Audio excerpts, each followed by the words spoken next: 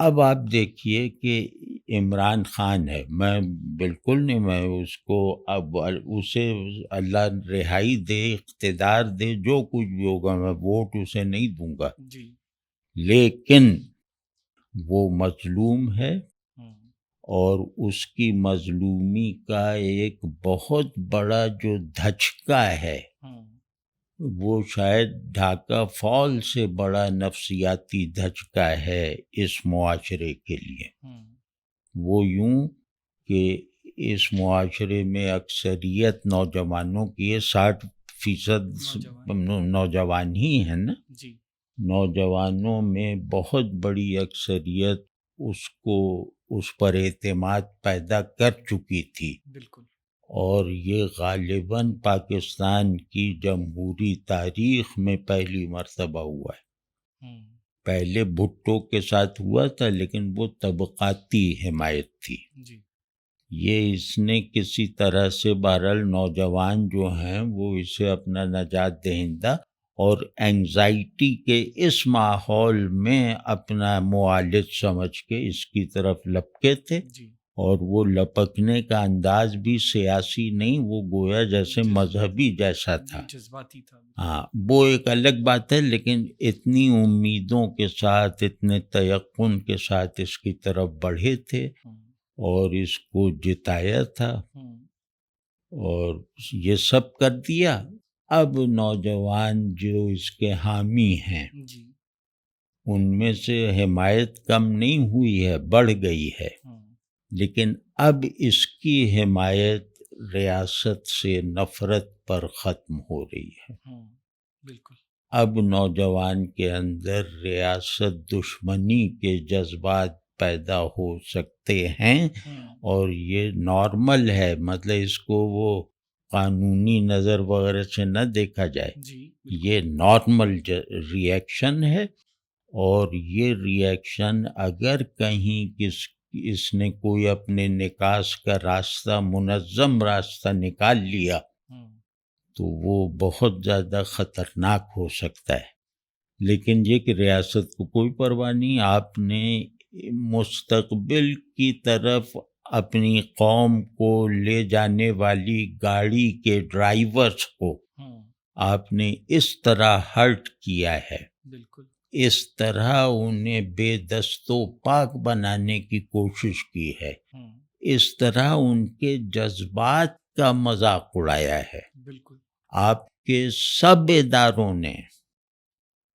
تو اب اگر ان کے اندر کوئی جارحیت، یہ کیوں، ہاں یہ میں اور کہہ دوں کہ اس وقت وہ مظلوم ہے، اس کا غیر مشروط ہم ساتھ دیں گے، صحیح، ووٹ نہیں دیں گے بعد میں، غیر مشروط ساتھ دیں گے، وہ مظلوم ہے۔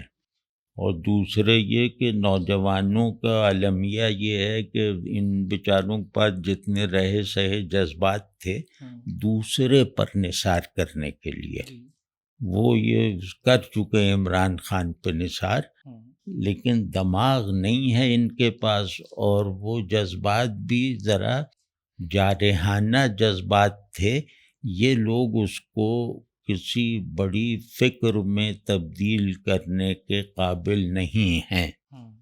تو اگر یہ کسی بڑی فکر میں تبدیل نہیں ہوا، نوجوانوں کی شکایت اگر کسی بہت بڑے ڈسکورس،